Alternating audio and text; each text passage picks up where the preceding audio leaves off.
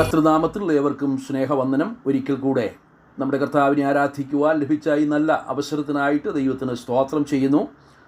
വളരെ സംഭവങ്ങളെ കൊണ്ട് നിറഞ്ഞ ഒരു കാലഘട്ടത്തിലാണ് നമ്മൾ ജീവിക്കുന്നത്. ഓരോ ദിവസവും ദൈവത്തിൻ്റെ വലിയ കൃപ നമുക്ക് അനുഭവിപ്പാനായിട്ട് ദൈവം നമ്മെ സഹായിക്കുന്നു. അതോർത്ത് ദൈവത്തിന് നന്ദി പറയാം. ഇന്ന് ഒരു കർത്തൃദിവസം എന്നുള്ള നിലയിൽ യോശുവയുടെ പുസ്തകം 3-ാം അധ്യായം 17-ാം വാക്യമാണ് ധ്യാനത്തിനായി തിരഞ്ഞെടുത്തിരിക്കുന്നത്. യഹോവയുടെ നിയമപ്പെട്ടകം ചുമക്കുന്ന പുരോഹിതന്മാർ യോർദാൻ്റെ നടുവിൽ ഉണങ്ങിയ നിലത്ത് ഉറച്ചു നിന്നു. ഇസ്രായേൽ ജനമൊക്കെയും യോർദാൻ കടന്നു തീരുവോളം ഉണങ്ങിയ നിലത്തുകൂടി തന്നെ നടന്നുപോയി. ഇസ്രായേൽ ജനം മിസ്രൈമ്യ അടിമത്തത്തിൽ നിന്ന് വിടുവിക്കപ്പെട്ടെങ്കിലും പല പ്രതിസന്ധികളെ തരണം ചെയ്യേണ്ടി വന്നു. ചെങ്കടലിനെ വിഭാഗിച്ച് അതിൻ്റെ നടുവിൽ കൂടി ഇസ്രായേലിനെ നടത്തി. ഇപ്പോൾ യോർദാൻ നദിയുടെ കരയിൽ നിൽക്കുകയാണ്. യോർദാൻ അക്കരെ കടന്നെങ്കിൽ മാത്രമേ അവർക്ക് കനാൻ ദേശം കൈവശമാക്കുവാൻ കഴിയൂ. ദൈവം അത്ഭുതം പ്രവർത്തിച്ചെങ്കിൽ മാത്രമേ അത് സാധ്യമാകൂ. ഈ വലിയ പ്രതിസന്ധിയുടെ മുമ്പിൽ പകച്ചു നിൽക്കുമ്പോൾ ദൈവം യോശുവയോട് കൽപ്പിച്ചതനുസരിച്ച് 3 ദിവസം ഇസ്രായേൽ ജനം ശുദ്ധീമിൽ പാർക്കുകയാണ്. 3 ദിവസം കഴിഞ്ഞപ്പോൾ യോശുവ ജനത്തോട് പറയുന്നു, നിങ്ങളുടെ ദൈവമായ യഹോവയുടെ നിയമപ്പെട്ടകം ചുമക്കുന്ന പുരോഹിതന്മാരുടെ ഉള്ളങ്കാൽ യോർദാനിലെ വെള്ളത്തിൽ ചവിട്ടുമ്പോൾ ഉടനെ യോർദാനിലെ വെള്ളം 2ആയി പിരിഞ്ഞിട്ട് മേൽ നിന്ന് ഒഴുകുന്ന വെള്ളം ചിറ പോലെ നിൽക്കും. അവരുടെ പിന്നാലെ 2000 മുഴം അകലത്തിൽ ജനമൊക്കെയും യോർദാൻ കടക്കണം. അപ്രകാരം സംഭവിച്ചു. ജനം അത്ഭുതകരമായി യോർദാൻ കടന്നു. ഈ സംഭവം ഇസ്രായേൽ ജനത്തിന് യോർദാനക്കരെ കടക്കുവാൻ ദൈവം ചെയ്തൊരു അത്ഭുതമായിരുന്നുവെങ്കിൽ നമുക്കിത് കർത്താവായ യേശുക്രിസ്തുവിലൂടെ നിത്യമരണത്തിൽ നിന്നും ലഭിച്ച വിടുതലിൻ്റെ സാദൃശ്യമാണ്. യോർദാൻ മരണത്തിന് സാദൃശ്യം വഹിക്കുന്നു. മരണത്തിന് മറുകരയിലാണ് വാഗ്ദത്ത ദേശം. മരണമാകുന്ന യോർദാൻ കടക്കാൻ കഴിയുന്നത് യഹോവയുടെ നിയമപ്പെട്ടകം ചുമക്കുന്ന പുരോഹിതന്മാർക്ക് മാത്രമാണ്. അവർ ആദ്യം യോർദാനിലേക്ക് ഇറങ്ങണം. യഹോവയുടെ നിയമപ്പെട്ടകം നമ്മുടെ കർത്താവായ യേശുക്രിസ്തുവിന് സാദൃശ്യം വഹിക്കുന്നു. അത് അതിവിശുദ്ധമാണ്. അതുമായി സാധാരണക്കാർക്ക് ബന്ധമില്ല. 2000 മുഴം അകലം മാത്രമേ അതിനെ പിന്തുടരുവാൻ കഴിയുകയുള്ളൂ. സമാഗമന കൂടാരത്തിൽ അതിൻ്റെ സ്ഥാനം അതിപരിശുദ്ധ സ്ഥലത്താണ്. അതിൽ വെച്ചിരിക്കുന്ന 3 വസ്തുക്കൾ ഇസ്രായേലിൻ്റെ അനുസരണക്കേടിന് ദൈവം നൽകിയ ശിക്ഷയുടെ പ്രതീകങ്ങളാണ്. ദൈവത്തിൻ്റെ ന്യായപ്രമാണവും മന്ന ഇട്ടുവെച്ച പൊൻപാത്രവും അഹരോൻ്റെ തളിർത്ത വടിയും അതിലുണ്ട്.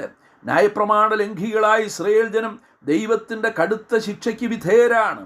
എന്നാൽ ദൈവത്തിൻ്റെ മഹാകരുണയാൽ അതിനെ കൃപാസനം കൊണ്ട് മൂടിയിരിക്കുകയാണ്. അത് ദൈവം നൽകുന്ന പ്രായശ്ചിത്തത്തിൻ്റെ ചിത്രം കൂടിയാണ്. ദൈവം എത്ര സ്നേഹവാനും കരുണാസമ്പന്നനുമാണ്.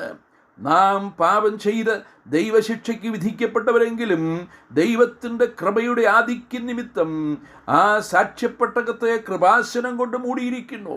ദൈവ കരുണയുടെ മഹാവലിപ്പമാണ് നമുക്കിവിടെ ശ്രദ്ധിക്കുവാൻ കഴിയുന്നത്. ആ നിയമപ്പെട്ടകം ആദ്യമായി യോർദാനിലെ വെള്ളത്തിലേക്ക് ഇറങ്ങുന്നു.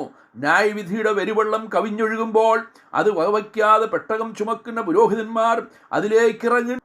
അവർ അവിശ്വസിച്ചു പകച്ചു നിന്നെങ്കിൽ ഒരിക്കലും ഈ അത്ഭുതം നടക്കില്ലായിരുന്നു. എന്നാൽ ന്യായവിധിയുടെ പെരുവെള്ളം നമ്മുടെ തലയ്ക്ക് മീതെ കവിഞ്ഞു വരുമ്പോൾ നാം അതിൽ മുങ്ങിപ്പോകാതെ അവൻ ഉയരത്തിൽ നിന്ന് കൈനീട്ടി എന്നെ പിടിച്ചു, പെരുവെള്ളത്തിൽ നിന്ന് വലിച്ചെടുത്തുവെന്ന് 18-ാം സങ്കീർത്തനത്തിൽ വായിക്കുന്നത് പോലെ നമ്മുടെ കർത്താവായ യേശുക്രിസ്തു തൻ്റെ കരങ്ങൾ നമ്മിലേക്ക് നീട്ടി നമ്മെ രക്ഷിച്ചു.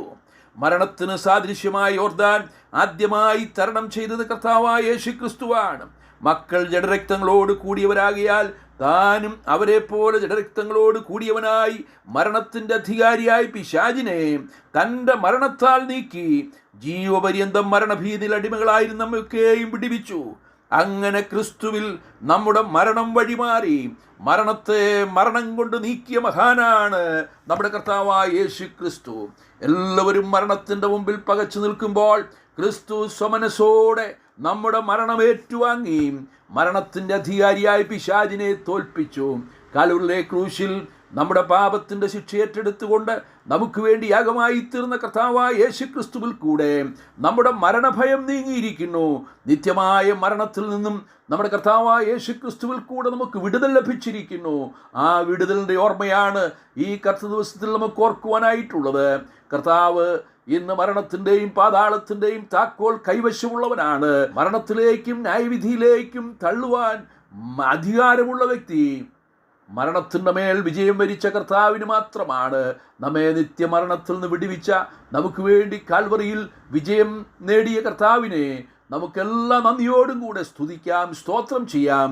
കർത്താവിൻ്റെ നാമം ഇന്നും എന്നേക്കും മഹത്വപ്പെടുമാറാകട്ടെ. സ്വർഗീയ പിതാവേ, ഞങ്ങൾ മരണത്തിന് വിധിക്കപ്പെട്ടവരായിരുന്നു, നിത്യമരണത്തിന് തന്നെ വിധിക്കപ്പെട്ടവരായിരുന്നു. എന്നാൽ ആ യോർദാൻ നദിയിലെ വെള്ളം കവിഞ്ഞൊഴുകുമ്പോൾ ആ മരണത്തിലേക്ക് ഇറങ്ങുവാൻ പകച്ചു നിൽക്കുന്ന സന്ദർഭത്തിൽ ഞങ്ങളുടെ കർത്താവ് ഞങ്ങൾക്ക് വേണ്ടി ആദ്യമായി മരണത്തിലേക്ക് ഇറങ്ങിയതുകൊണ്ട് സ്തോത്രം. മരണത്തിൻ്റെ അധികാരിയായി പിശാചിനെ തോൽപ്പിച്ചതുകൊണ്ട് സ്തോത്രം. ഞങ്ങൾക്ക് വലിയ വിടുതൽ നൽകിയതുകൊണ്ട് സ്തോത്രം. മരണത്തെ മരണം കൊണ്ട് ജയിച്ച മഹാനായി ഇന്ന് ഞങ്ങൾക്ക് വേണ്ടി സകല മഹത്വത്തിനും യോഗ്യനായി വാഴുന്നത് കൊണ്ട് സ്തോത്രം. സർവമഹത്വം അങ്ങേക്ക് അർപ്പിക്കുന്നു, ക്രിസ്തുയേശുവിൻ്റെ ധന്യമായ നാമത്തിൽ തന്നെ. ആമേൻ.